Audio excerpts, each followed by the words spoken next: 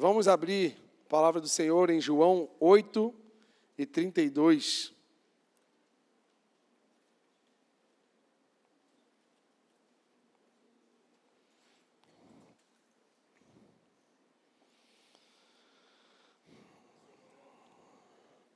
E conhecerão a verdade, e a verdade os...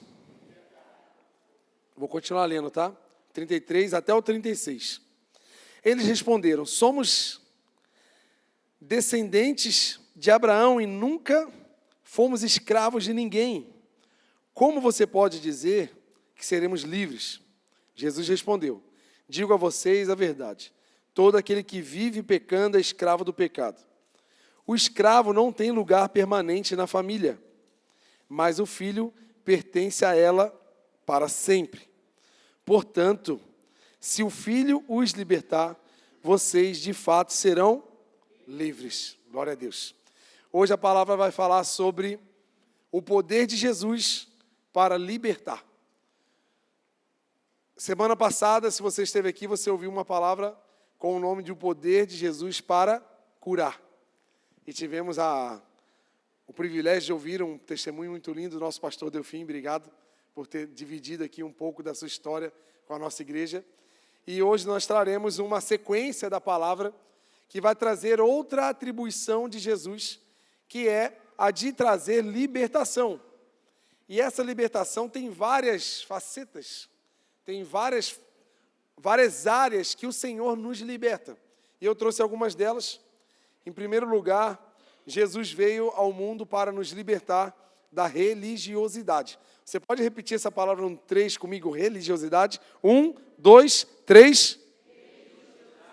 Ele dá uma embolada na língua, assim, porque a palavra religiosidade não combina com um crente verdadeiro. Então, se você embolou, é porque você não está nesse manto da religiosidade, em nome de Jesus.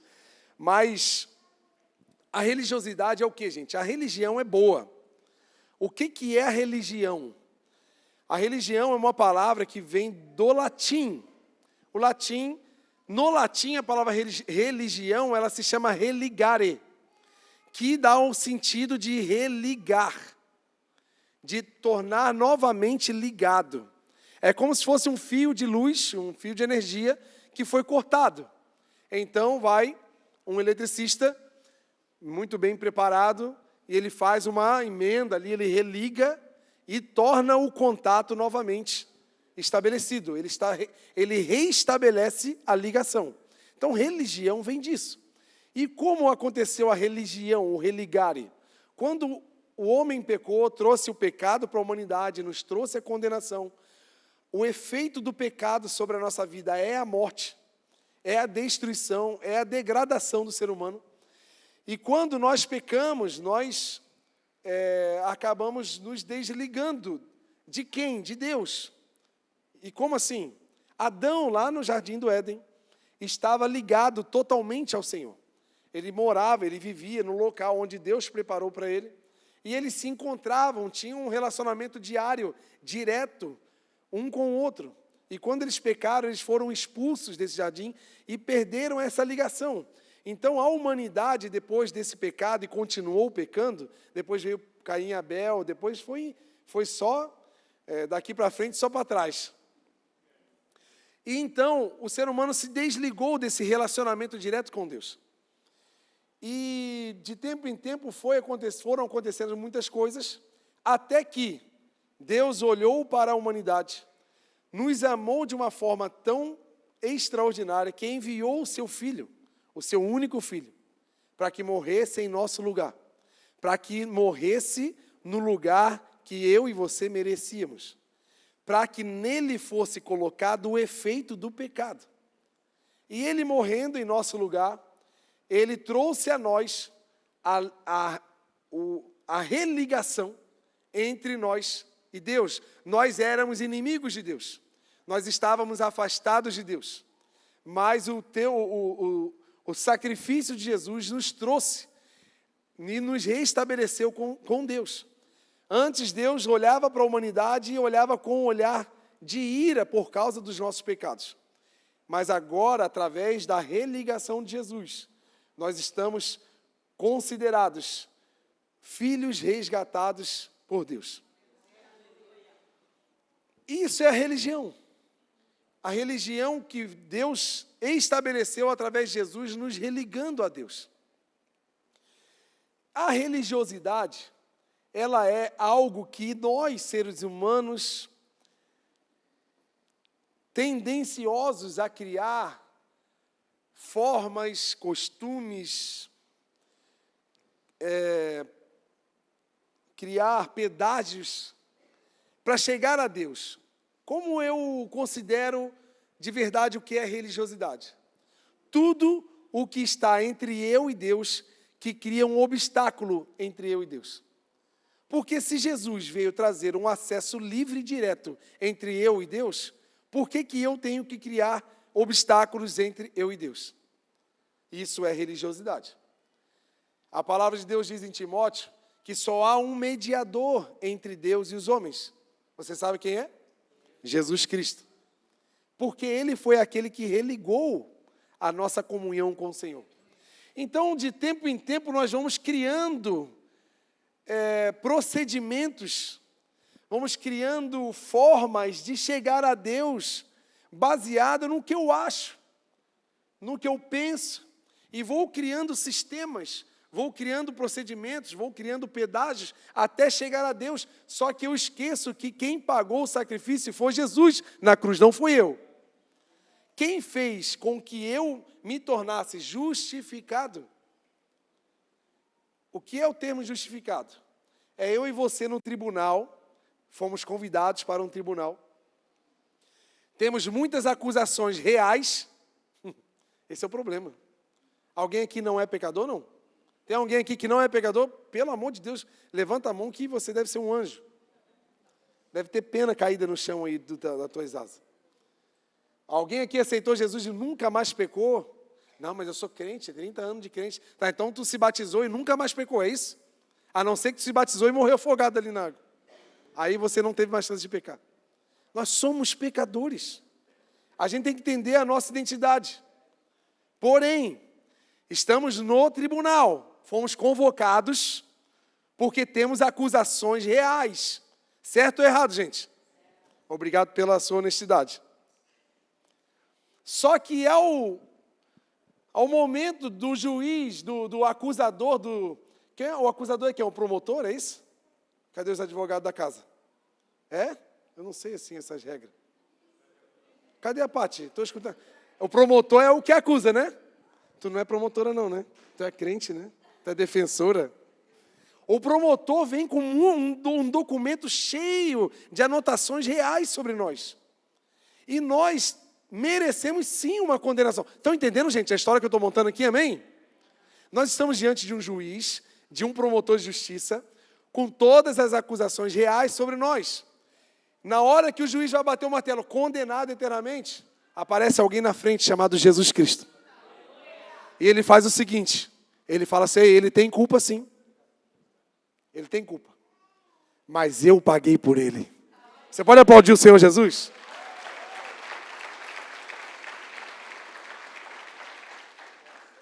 E ao fazer isso, ele carimbou na minha e na sua testa um carimbo com a palavra justificado. Justificado é aquele que tem culpa, é aquele que tem erros, porém alguém pagou para ele. Pagou por graça, por misericórdia, sem merecimento. Então quando a gente fica dominado pela religiosidade, a gente fica criando mecanismos para nos sentir dignos e nos sentirmos favorecidos ou até cobrando Deus porque eu faço algo, porque eu sou algo. Eu conheço na Bíblia um ótimo religioso, que ele fazia coisas terríveis em nome da religião. Porque em nome da religião, em nome da religiosidade, nós fazemos muitas coisas erradas. Nós acusamos, nós julgamos, nós criticamos, nós condenamos e até matamos pessoas. Talvez você conheça alguém que está sangrando, ou já até morreu espiritualmente, porque foi alvejado por um paredão de pessoas religiosas, aonde simplesmente colocaram eles numa parede e fuzilaram em nome da religiosidade. em nome de parâmetros humanos criados para chegar até Deus. Estão me entendendo, gente? Esse homem se chama Saulo. Saulo, um jovem muito estudioso, muito preparado na palavra, preparado por um dos maiores sábios da época, chamado Gamaliel.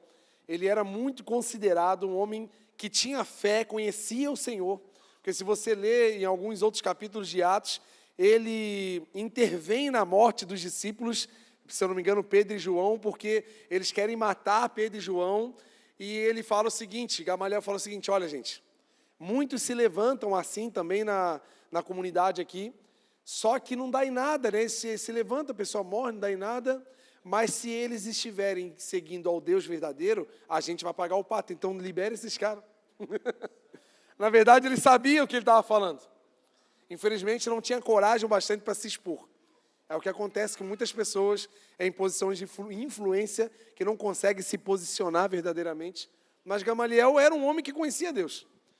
Então, Saulo foi muito bem preparado e ele estava no momento de amadurecimento já de toda a sua jornada de estudos. E ele estava indo para uma cidade chamada Damasco. Vamos ler Atos 9, 1 e 2.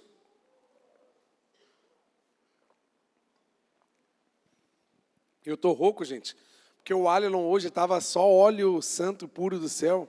Aí eu comecei a gritar ali no louvor, eu perdi minha voz no louvor, gente. Não está fácil. Enquanto isso, Saulo respirava ameaças de morte contra os discípulos do Senhor. Dirigindo-se ao sumo sacerdote, pediu-lhe cartas para as sinagogas de Damasco, de maneira que, caso encontrasse ali homens ou mulheres que pertencessem ao caminho. Quem é o caminho, gente? Nossa, vocês estão estudando teologia, gente? Meu Jesus. Ao caminho pudesse levá-los presos para Jerusalém. Gente, Saulo tinha uma equipe de soldados. Se você ler depois, quando Jesus o encontra no caminho, ele cai e tinha a equipe de soldados. Saulo, ele trazia inspiração para até matar cristãos. Porque ele, aqui fala, né? Saulo respirava ameaças de morte. Quando Saulo encontrava cristãos, ele não chamava para um spa. Vamos fazer um retiro espiritual, vamos lá que eu vou te mostrar a verdade. Não. Eles entravam nas casas de forma violenta. Pegavam pessoas pelos cabelos, matavam algumas no caminho e outras que sobravam eram presas de forma cruel, que morriam por causa dos ferimentos dos açoites, morriam de fome, de infecções, morriam da forma mais bruta e grotesca que você imagina. E esse era Saulo, interessante, um homem que conhecia Deus, um homem que conhecia a palavra, ele estudou por muitos anos as profecias, ele estudou por muitos anos as Escrituras, ele aprendeu sobre aquele que ia vir, ele leu Isaías, um menino nos deu, o nome dele será maravilhoso. Poxa, será que ele não viu, ou pelo menos não ouviu falar de um homem que estava andando pela cidade, curando pessoas, ressuscitando mortos? Será que ele não ouviu falar de um homem que curou cegos, paralíticos? Será que talvez ele não estava na cena da crucificação, mas ele poderia estar dentro de casa e quando Jesus de fato faleceu, o céu escureceu, deu terremoto, pedras se racharam? Será que ele não ouviu nenhum barulho? Será que não deu tempo dele reconhecer tudo o que ele conhecia, falava 4 idiomas? Será que ele não conseguiu perceber? Ele estava aqui na cena de Estevão sendo apedrejado, e ele viu Estevão olhando aos céus e olhando o céu aberto, e falando a frase, Jesus não imputa neles pecados, porque eles não sabem o que fazem. Será que ele não viu tudo isso, gente? Sabe por que ele não viu?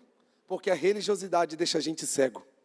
Deus está agindo na nossa frente, e a gente tem coragem de não perceber.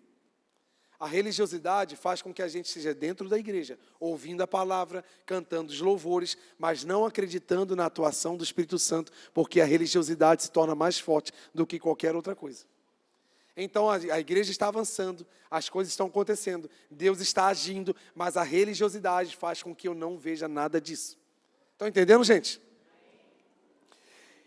ele estava indo em nome de Deus.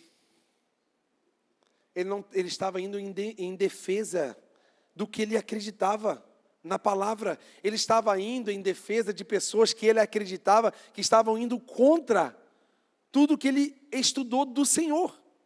É o que eu e você fazemos às vezes, ou já vimos alguém fazer. Só que assim, gente, eu e você podemos caminhar, podemos perseguir, podemos fazer o que a gente quiser. Mas um dia Jesus vai vir e vai nos encontrar no caminho. E vai mudar a nossa vida. Paulo foi liberto da religiosidade. Paulo foi liberto de todos os parâmetros humanos que foram criados.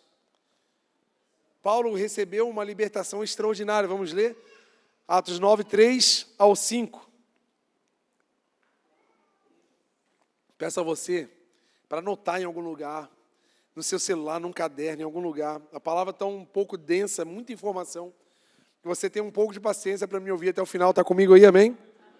Vocês estão entendendo tudo que eu estou falando, amém, gente? É muito importante todos esses conceitos que eu estou desenvolvendo aqui, porque são conceitos da nossa fé. Olha o que aconteceu. Em sua viagem, quando se aproximava de Damasco, de repente brilhou ao redor dele uma luz que vinha do céu. Ele caiu por terra e ouviu uma voz que dizia: Saulo, Saulo, por que me persegue? Ele perguntou: És tu, Senhor? Quem és tu, Senhor? E ele respondeu: Sou Jesus, a quem você persegue. Eu imagino que ele estava andando à luz do sol, caminhando com inspirações, cheio de ódio, cheio de religiosidade, porque a religiosidade, gente, ela deixa a gente com ódio. A gente odeia as pessoas. E a palavra fala o que sobre quem odeia? Todo aquele que odeia o seu irmão é um assassino. Então, quem sabe tem aqui serial killer, né, no meio de nós. De tanto que odeia um monte de gente, né? É um perigo, gente, porque a religiosidade faz isso com a gente. Só que ele estava indo com o seu cavalo, com a sua equipe, indo em direção a uma cidade para perseguir aqueles que ele odiava. E no meio do caminho brilhou uma luz mais forte que a luz do sol. Uma luz que foi capaz de deixar Saulo cego. E aqui existe uma grande lição para nós. Ele ficar cego foi a melhor coisa que poderia acontecer com Saulo. Por quê? Porque quando Jesus encontrou Saulo e deixou-o cego, ele fez com que tudo o que ele tinha enxergado dali para trás não valesse nada. Tudo que Paulo leu, tudo que Paulo viu, todas as aulas que ele participou, tudo que ele, através dos seus olhos, criou conceitos na sua mente, agora não vale mais nada. Agora Deus fecha os olhos carnais de Saulo, mas agora abre os olhos espirituais. Meu Deus. E aqui está um grande perigo em nossa vida. Porque a gente, às vezes, entende demais da Bíblia. A gente é crente velho já. Crente velho, de muito tempo. Entende. Eu lembro de uma vez que a gente estava fazendo curso de teologia. Isso foi em 2014. 10 anos atrás. E tinha um irmãozinho assim na igreja, a gente estava indo para a aula, eu perguntei: Ô irmão, vamos para a aula com a gente lá, vamos estudar? Ele: meu irmão, tem 50 anos que eu estudo, você não precisa aprender mais nada. Eu falei: Ó a quarta pessoa da Trindade aí. Porque a gente tem essa tendência. A nossa experiência, quem trabalha na área de segurança do trabalho vai concordar comigo. Normalmente, muitos acidentes de trabalho acontecem com pessoas experientes na função, porque elas se sentem seguras e elas passam por alguns riscos. É aquele eletricista que sobe numa escada toda remendada, ele está tão acostumado que ele não tem medo. Então ele sobe, se pendura, anda por cima, sem cinto. Ele está tão acostumado que ele não lembra mais dos princípios básicos de segurança. E é o que acontece às vezes com a gente. Então Deus o cegou para mostrar para ele que tudo que ele montou de conceito através dos seus olhos não vale mais nada. E Paulo falou isso lá na frente. Tudo que eu conhecia, eu considero como esterco, porque agora eu sei coisas novas. Então, quem sabe, o melhor para acontecer comigo e com você hoje é fechar os nossos olhos carnais, parar de olhar com olhar de julgamento, parar de olhar e criticar as pessoas, e parar de olhar para pessoas que provavelmente têm todos os sinais para dar tudo errado, mas aos olhos humanos é isso. Mas se você fechar os seus olhos e abrir os olhos espirituais, você vai ver um grande potencial na mão de Deus. Você vai olhar para um jovem, como muitas pessoas falam, essa geração é perdida, essa geração não quer nada com Deus. Eu falo o contrário, Deus, a hora que encontrar essa juventude, vai fazer uma bomba na mão deles e eles vão incendiar a nossa cidade. Não existe geração perdida, existe ainda não encontrar Jesus. Então, se a gente olhar as coisas com os olhares espirituais, fechar os nossos olhos carnais, nós vamos enxergar muito mais. E aqui que está a teologia. A teologia, ela é a percepção humana sobre Deus. É o que nós vemos com nossos próprios olhos. E a gente cria conceitos sobre Deus. E é muito bom, a teologia é ótima. Esse ano nós não fizemos curso de teologia, porque estamos dando atenção para o ID, para o Casados para Sempre, mas ano que vem nós vamos montar uma turma de teologia. E é ótimo, incrível que você comece e ingresse nessa escola. Só que se a gente ficar cravado na teologia, na letra, e não se entregar para a vida com Deus, a vida espiritual, que o Espírito, a fé, ela é a força motora para materializar tudo aquilo que você crê e ouve. Que não adianta você entender tudo e não ser movido a mudar. Tem gente que já leu a Bíblia toda 50 vezes, mas ela não vive um versículo. Então o que adianta? Eu li a Bíblia, eu conheço tudo, eu tenho tudo de cor, mas se eu não materializo essa fé que eu digo que tem é morta. Porque a fé verdadeira vem pelo ouvir a palavra de Deus. E a fé verdadeira, ela me move em atitudes, em obras. Então, se eu não tenho nada materializado, e o que é a matéria? Não é fazer coisas, é obedecer a palavra. Então, se eu não obedeço, eu estou perdido. Eu posso conhecer tudo isso. Era o que Paulo estava vivendo. Ele conhecia toda a Escritura. Mas estava fazendo o contrário do que a palavra dizia. E a religiosidade, ela não nos deixa enxergar o Evangelho. Ela só nos deixa enxergar as leis, as regras e as críticas. Só que a palavra diz o seguinte, gente: da mesma forma que você mede as pessoas, você será medido. Então, às vezes, você olha com muito olhar de crítica para as pessoas, vai ter um dia que você também vai ser medido desse jeito. Se você tem um olhar muito cruel sobre o erro das pessoas, quando você for julgado, vai ser a mesma medida de crueldade que você teve com os outros. Então, começa a enxergar as pessoas com olhar de amor, olhar de graça.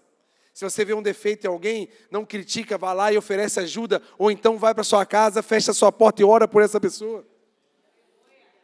Sabe, vamos tirar esse comportamento de que é formado pela religiosidade e segregação de pessoas. E vamos agora abraçar mais pessoas e ajudar elas a serem encaminhadas. Agora você vê um homem liberto da religiosidade. Era um homem que matava pessoas, era um homem que prendia pessoas por causa do Evangelho. Agora ele se torna quem? O homem, o maior plantador de igreja que o Evangelho já viu no mundo. Aquele que iniciou o Evangelho para todo mundo, e hoje nós desfrutamos do Evangelho que Paulo, depois de ter sido liberto. Então, quem sabe, eu e você estamos como Saulo, caminhando, religioso, zeloso com as coisas, crítico, se separando das pessoas e criando um monte de problema, porque eu acredito, eu sou fechado nisso e acabou. Quem sabe Deus te liberta hoje e você vira um grande plantador do Evangelho no seu prédio, no seu bairro, na tua família. Quem sabe a tua família inteira está aguardando você ser liberto para você ser a chave que virou no Evangelho dentro da tua família. Os seus irmãos, os seus pais. Mas enquanto não formos libertos, vamos ser essa trave, essa coisa travada. Mas em nome de Jesus eu recebo essa libertação, amém?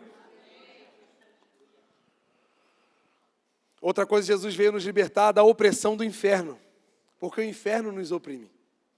Eu vou trazer uma história muito conhecida sobre um homem que morava numa cidade chamada Gadara. É o gadareno, né? Vamos ler? Que a palavra é muito poderosa, né? Lucas 8, 26.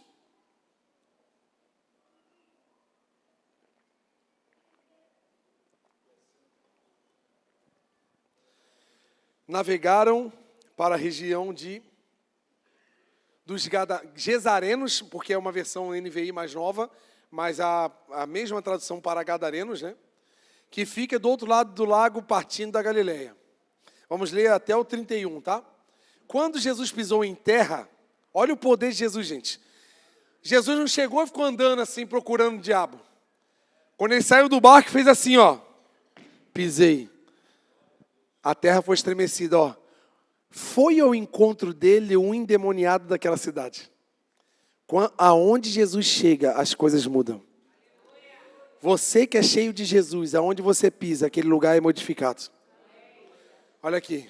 Foi ao encontro dele um endemoniado daquela cidade. Fazia muito tempo que aquele homem não usava roupas, nem vivia em casa alguma, mas vivia nos sepulcros, num cemitério. Quando viu Jesus, gritou, prostrou-se aos pés e disse em voz alta: que queres comigo, Jesus, filho do Altíssimo? Suplico-te que não me atormentes. Olha o medo dele. Porque Jesus havia ordenado que aquele espírito imundo saísse daquele homem, por muitas vezes tinha se apoderado dele, e de fato, mesmo com os pés acorrentados e mãos algemadas, ele quebrava as correntes e as algemas, e era levado pelo demônio para lugares solitários. Então Jesus lhe perguntou: qual é o seu nome? Legião, respondeu ele, porque muitos demônios haviam entrado nele. Eles imploravam a Jesus para que não os mandasse para o abismo.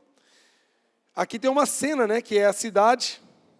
Jesus chegando numa cidade dominada por uma legião de demônios, aonde um homem cheio de demônios causava medo e pavor naquela cidade. Eu gostaria que você prestasse muita atenção nessa parte da palavra, porque essa parte da palavra é libertadora para a nossa vida. Porque nem todo oprimido é possesso. Às vezes alguém aqui possa estar vivendo uma vida de opressão demoníaca. O diabo está te oprimindo na sua casa, na sua vida, no seu trabalho, mas não necessariamente você está possesso. Mas também tem os possessos. E se tiver alguém aqui, vai ser liberto em nome de Jesus. Os dois, né? Os oprimidos e os possessos. Vai tudo embora hoje em nome de Jesus. E tinha uma cidade onde um homem causou pavor nos moradores. O homem já estava dando prejuízo para a cidade, gastavam correntes, algemas, ele quebrava coisas, ele fazia uma bagunça na cidade, fazia sujeira na cidade, de tempo em tempo ele causava um alvoroço em toda a cidade. E as pessoas ficaram tão apavoradas que até ficaram com medo do próprio Jesus. Porque quando o homem é liberto, as pessoas olham o que Jesus fez e elas pedem para Jesus ir embora. Não, Jesus, vai embora que a gente está tudo com medo de tudo que aconteceu aqui. Aí é que está uma questão interessante que eu quero dividir com vocês. Sobre a atuação dos demônios. Para que vocês tenham discernimento e saibam como atuar em nome de Jesus nessas situações. Amém? Então, assim, primeiro, algumas características do que os demônios faziam com esse homem, né? Primeiro, ele tirou o senso moral desse homem. Porque ele andava pelado, né, gente? O pudor, não tinha mais pudor. Então, tem pessoas que estão oprimidas, que elas perderam o senso moral. Então, às vezes, ela não vai andar sem roupa, nua, na rua, mas estão vivendo de forma sensual, tendenciosas a uma vida cheia de sensualidade, homens e mulheres.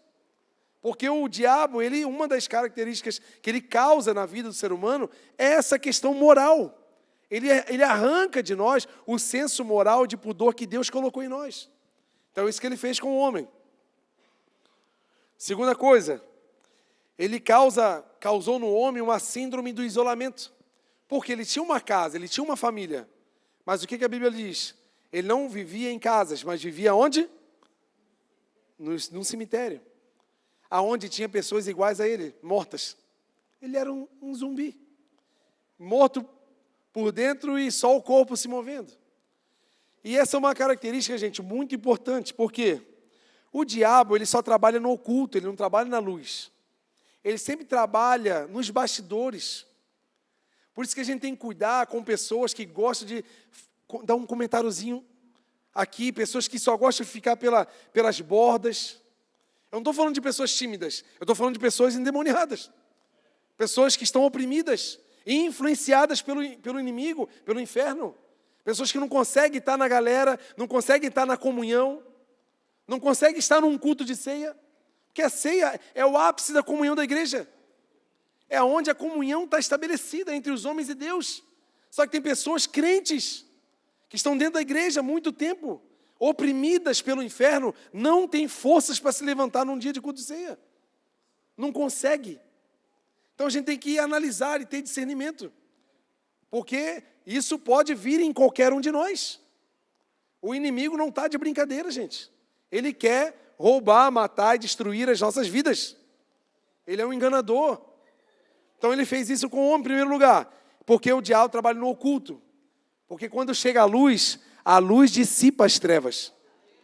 Toda vez que o diabo é encontrado, ele dá o último grito dele. Mas dali é para ir embora, porque Jesus chegou na cidade e não tem mais vez para ele.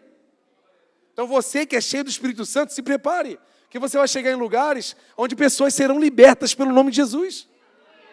Porque você carrega Jesus. Você acredita nisso, amém? Segundo lugar, as pessoas que estão vivendo como homem de Gadara acabam se envolvendo com pessoas iguais. Quem era igual o homem de Gadara? Os mortos. Então, geralmente, essas pessoas estão sendo oprimidas dessa forma, elas acabam encontrando pessoas iguais a elas. Tem dificuldade de ter mais amizade, ser de todos, porque ele está sendo oprimido, gente. E o diabo quer que a gente fique sozinho mesmo. Porque, sabe por quê, gente? O que a Bíblia fala? É na comunhão que é ordenada a bênção. Então, quanto menos estarmos em comunhão, menos abençoados seremos. Então, aquele síndrome do isolamento, de ficar sozinho, de não vou, não quero, não vou mais. Isso aí, gente, tem sinais de influência. Porque ele quer que a gente fique isolado. Porque nós, isolados, estamos sendo presa fácil. Mas fica no meio do povo para ver. Para ver se tem jeito. Porque aqui tem um pastor que se chama Jesus Cristo. Ele vai pegar o cajado dele e vai dar na cabeça do diabo. Entendeu? Outra coisa que o inimigo é territorial. Por que o diabo é territorial? Porque ele não é onipresente, igual o Senhor é. Ele não consegue estar em todos os lugares ao mesmo tempo. Então ele é obrigado a colocar uma cerquinha em alguns lugares onde ele domina. Então tem lugares específicos que o diabo ele vai precisar colocar o cercado dele, como aqui em Gadara. Tanto que eles pediram, Jesus, não nos jogue no abismo, deixa a gente aqui. Porque ali era um lugar onde existia um domínio do inferno.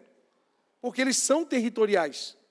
Só que aonde você e eu colocarmos a planta do nosso pé, aquele lugar será modificado. Não tem mais a estaca do inferno, agora a estaca de Jesus através da tua vida. Então eu e você estamos sendo preparados hoje para tirar territórios do inferno dessa cidade. Seja no seu trabalho, seja na sua família, seja no prédio onde você mora.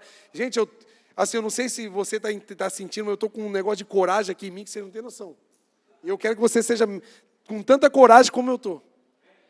Porque não é por mim, não é porque eu sei alguma coisa, mas é pelo encorajamento que a palavra me dá para enfrentar essas coisas. Os demônios, o inferno não vai ter vez em nossa vida, nós cheios do Espírito Santo, gente. A palavra diz que as portas do inferno não prevalecerão à igreja. O que quer dizer isso? É a igreja entrando com o pé assim, ó, quebrando a porta e resgatando os cativos. Aqueles que estão presos na mão do inferno hoje serão libertos pela minha e pela sua vida. É isso. Vamos aplaudir o Senhor Jesus. Fazer um barulho aí em nome de Jesus.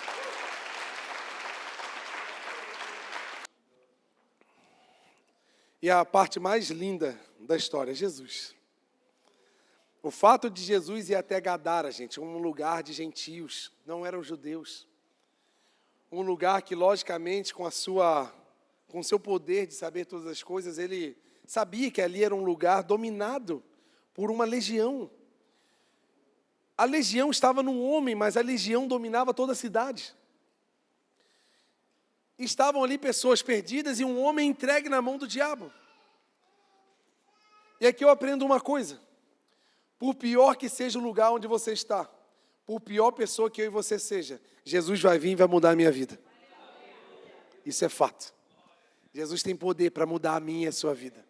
Jesus tem poder para transformar, libertar tudo o que está acontecendo comigo e com você. Independente de onde você esteja, independente da cidade que você mora, que você veio, independente da família problemática que você veio, o poder de Jesus é sobre todos os poderes. Então não tenha medo.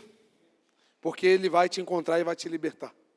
Não é impossível para Deus. Talvez você fale assim, mas eu sou uma pessoa muito difícil, eu tenho alguns defeitos incontroláveis, eu tenho alguns hábitos que são muito terríveis, eu me sinto sujo, eu me sinto perdido, eu me sinto longe de Deus. Não há impossíveis para Deus. Se você abrir o seu coração, Deus está batendo assim, na porta assim, se você abrir, Deus vai fazer morada no teu coração. E essa tristeza, essa angústia, esse problema que tu tem passado, vai se transformar em alegria no Espírito. Você acredita nisso também? E Jesus não só liberta, como transforma. Porque a obra de Jesus é completa. Vamos ler Lucas 8:35.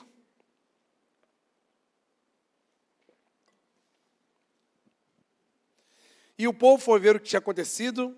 Quando se aproximaram de Jesus, viram que o homem o homem de quem haviam saído os demônios estava agora como? Comportado, sentado aos pés de Jesus. Agora não mais nu, agora vestido. Agora não mais sujo, agora de banho tomado, agora restaurado. Vestido e em perfeito juízo. E eles ficaram com medo, porque tinha muito medo, tinha muito problema além do homem, né? Então, até aqui. Então, o encontro com Jesus causa em nós mudança completa.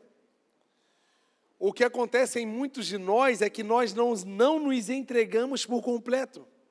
Nós não temos, às vezes, a coragem de se expor ao Senhor para que a luz dele possa brilhar em nós e expor tudo que está errado, para que Ele, com a sua bondade e misericórdia, possa nos organizar. E a gente fica escondendo algumas coisas, alguns pecadinhos, alguns hábitos, algumas escolhas. Tem alguns cantinhos no nosso coração que a gente esconde, algumas tristezas, mágoas, falta de perdão. E a gente vai vivendo uma vida com Deus e está tudo bem. De tempo em tempo está tudo ótimo, mas de tempo em tempo também está tudo muito ruim. Mas está tudo muito ruim porque falta alguma coisa, falta o Espírito Santo habitar em todos os cômodos do meu e do teu coração. Porque vai acontecer uma mudança completa. Meu Deus! E além de Jesus libertar, transformar,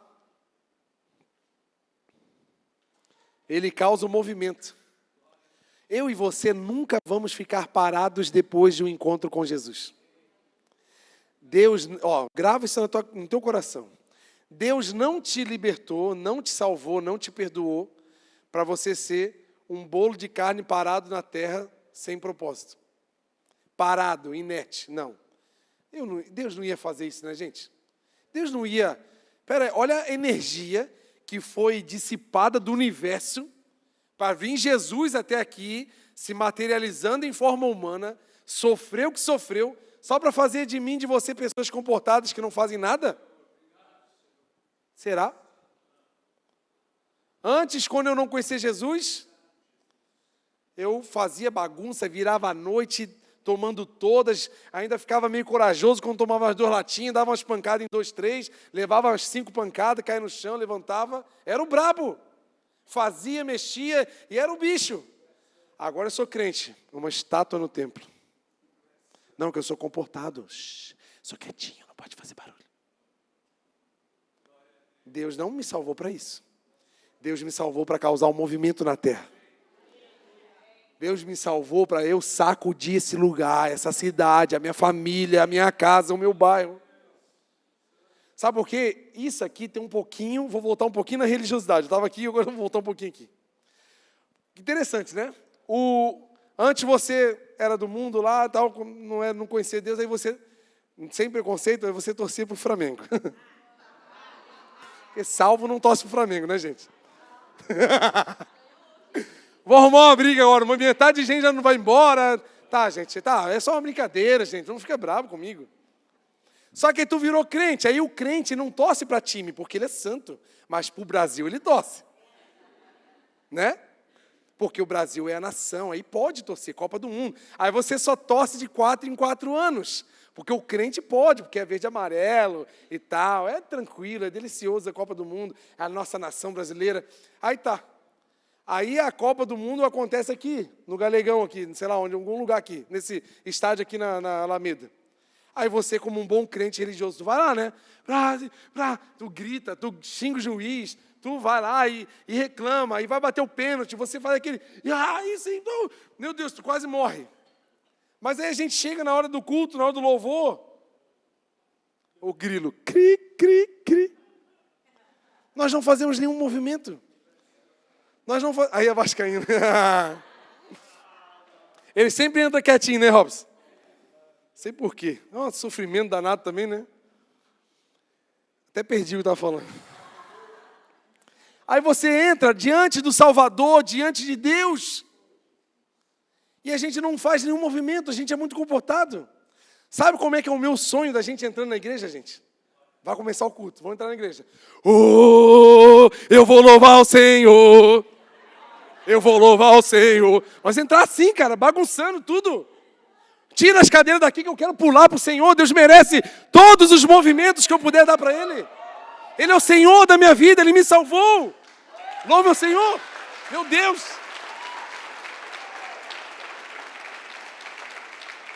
Como a gente entra? Paz. Aí senta na cadeira. Espera começar aquele grave que quase arranca o boné da gente aqui, né? Aí o bicho fala e tu levanta. Gente, vamos aquecer mais a nossa vida com Deus. Porque Deus quer criar em mim e você um movimento. A gente tem que ter um movimento ao Senhor. Quando Jesus chegou em Gadara, o que o diabo fez? Ele se prostrou. E a gente não consegue nem uns 5 minutos de oração. A gente não consegue levantar os braços de forma espontânea e dizer que Ele é o Salvador da minha vida. É algo muito pesado e difícil, um movimento. Deus quer te libertar dessa morbidez e quer fazer com que você crie um movimento extraordinário. Está comigo aí, gente, em nome de Jesus? Nós vamos entrar assim na igreja agora.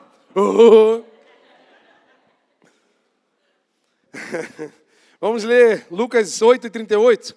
Olha o movimento que Jesus causou no homem de Gadara.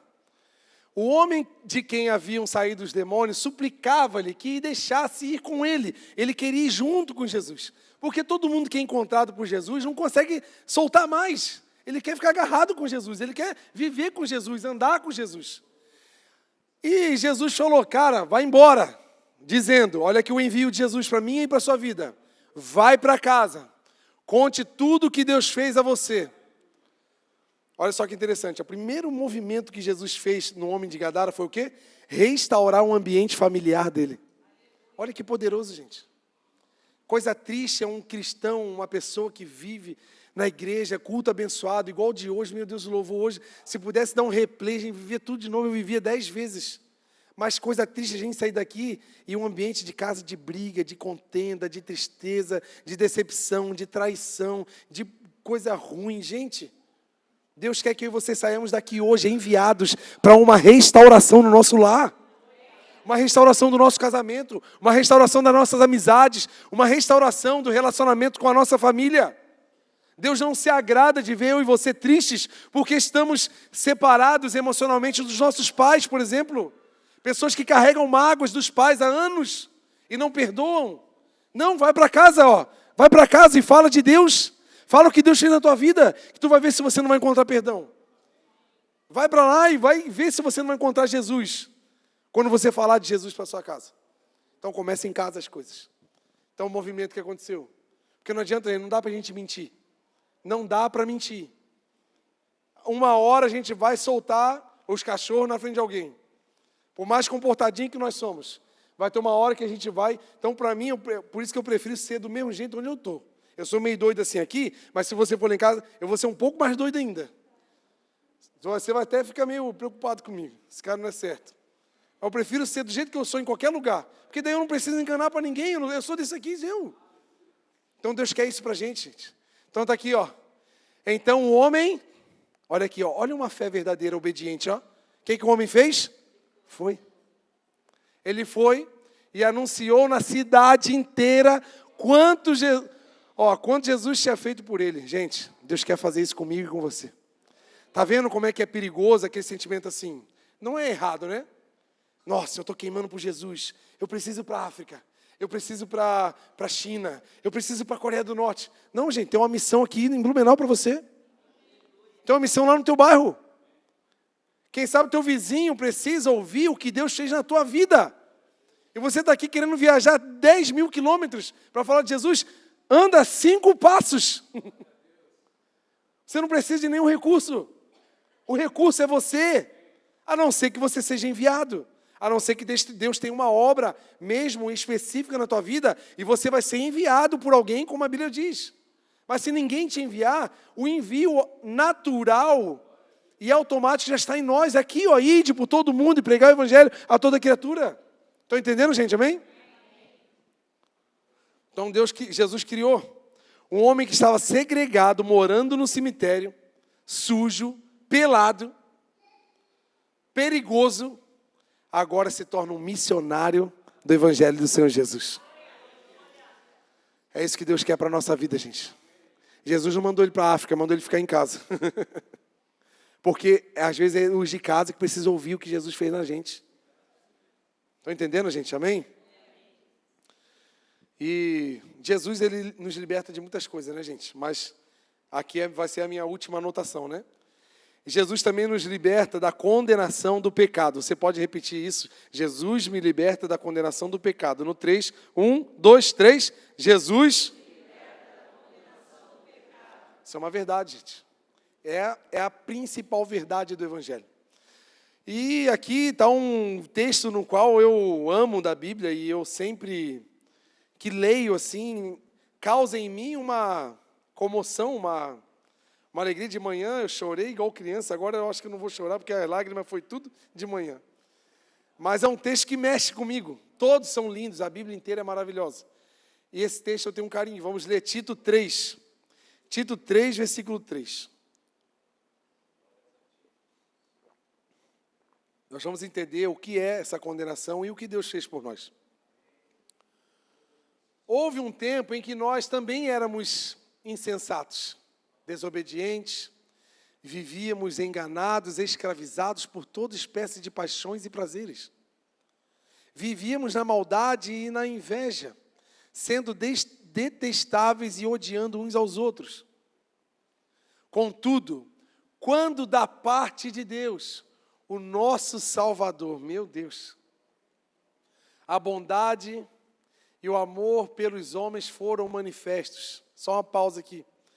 Gente, não é porque eu agora estou aqui arrumadinho, cheiroso, é na igreja, perfeito, servindo. Me ajuda lá a pegar. Obrigado por você levantar. Me ajuda. Pensei que ele ia no banheiro, mas está indo no teclado mesmo.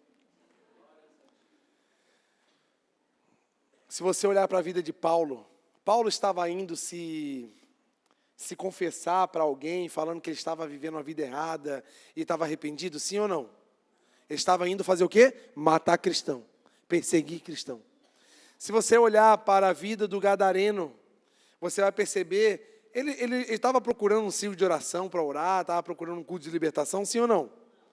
Ele estava amedrontando uma cidade, destruindo com coisas.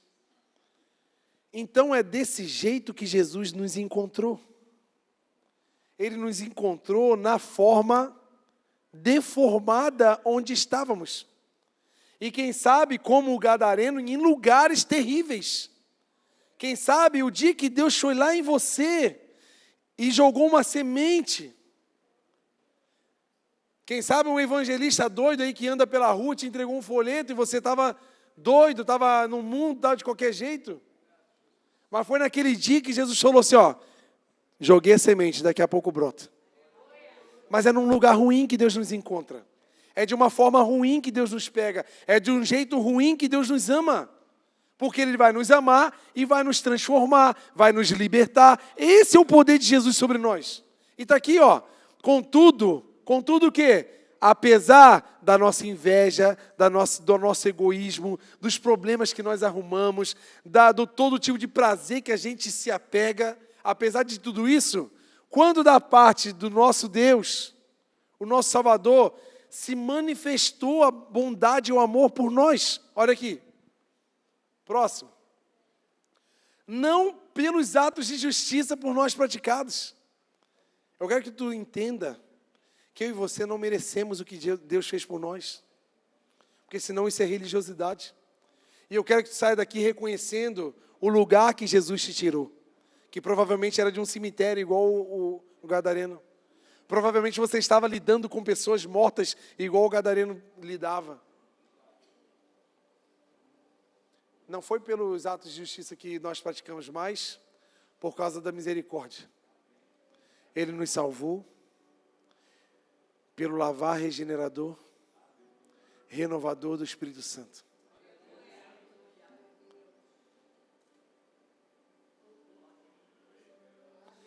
Que Ele derramou generosamente sobre nós, por meio de Jesus Cristo, o nosso Salvador. Sabe por que Ele derramou generosamente? A Bíblia fala muito sobre bênçãos transbordantes. Se transborda aos nossos olhos, parece que sobra, né, gente? E parece que o que sobra para a gente é desperdício ou joga fora, mas para Deus nada sobra e nada se desperdiça. Sabe por que transborda na sua vida? Porque é para abençoar quem está perto de você. A libertação que o gadareno recebeu foi tão poderosa e tão generosa, que tinha tanta coisa de Deus no gadareno, que Jesus falou assim: ei, eu te dei tanta coisa que tu pode ficar aí, tu pode dividir tudo com a cidade inteira, que não vai faltar para você.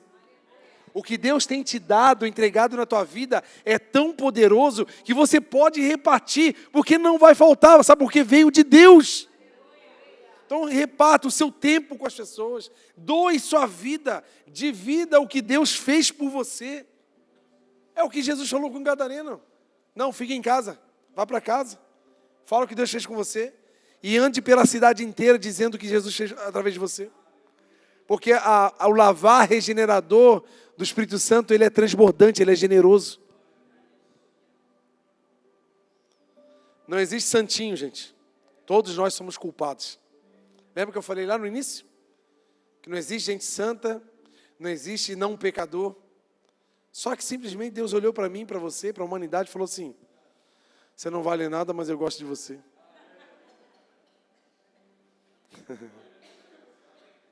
Essa é a letra mais evangélica que eu conheço. A natureza minha e sua é caída. Vamos ver o que a nossa carne produz, gente? Gálatas 5:19. Gálatas 5:19 até o 21. Ora, as obras da carne, o que a carne produz, as obras da carne são manifestas: imoralidade sexual, impureza, devassidão, idolatria, feitiçaria, inimizade, desavença, ciúme, ira, egoísmo, dissensão, facção, inveja, embriaguez, orgia e coisas semelhantes como essa. Olha, isso é o que eu e você somos como carne. Essa é a minha e tua realidade, gente. Em algum ponto você deve ter pego aí. Porque nós somos assim. Eu os advirto, como antes já adverti, aqueles que praticam essas coisas não herdarão o reino de Deus. Porque isso nos condena. E a condenação do pecado é morte eterna. Só que nós já fomos encontrados por Jesus. E apesar, contudo, embora nós somos todos essas pessoas que têm o que dizer contra nós, mas Deus nos chama para uma vida de santidade, por isso que Ele nos liberta, por isso que Ele nos limpa, por isso que Ele nos move. Só que a gente tem que entender quem nós somos de verdade. E diante do Senhor, nós não temos condenação, porque Ele nos libertou da condenação do pecado. Abre Romanos 8, que é outro texto áureo da Bíblia. 8, do 1 ao 4. Olha o que a Bíblia diz. Portanto, agora, fala essa palavra agora comigo, agora. Já não há condenação para os que estão em Cristo Jesus. Porque por meio de Cristo Jesus, a lei do Espírito de vida me libertou da lei do pecado e da morte. Porque aquilo que a lei for incapaz de fazer, por estar enfraquecida pela carne, Deus o fez enviando o seu próprio Filho, à semelhança do homem pecador, como oferta pelo pecado, e assim condenou o pecado na carne, a fim de que as justas exigências da lei fossem plenamente satisfeitas em nós, que não vivemos segundo a carne, mas agora vivemos segundo o Espírito. Voltando lá no início, eu e você agora somos justificados. Apesar de toda essa culpa que carregamos, nós temos, a Bíblia fala, quando Deus enviou o seu único filho, seu filho unigênito, depois Paulo fala que Jesus se tornou o primogênito, porque agora nós somos filhos de Deus e cordeiros do Pai. Agora nós somos da família, e como a palavra diz, o filho que é da família, ele pertence à família para sempre. Então eu e você estamos aqui, porque Jesus já nos resgatou, já nos limpou, já nos libertou, e agora Ele está nos enviando. E eu e você precisamos nos permitir esse movimento. E o meu chamado para você hoje é isso: se permita a libertação do Senhor na sua vida. Não esconda nada dEle, não deixa que nada fique para trás, porque hoje é o dia do encontro com Jesus. É agora, porque agora não tem mais condenação. O chamado do Senhor é para agora. Não fique esperando uma preparação, não existe preparação, porque Jesus já nos amou lá no pecado. A gente só o ama porque Ele nos amou primeiro. Não existe mérito nosso, não existe preparação nossa. Existe um coração que acredita: Deus me leva porque eu não tenho condições de caminhar.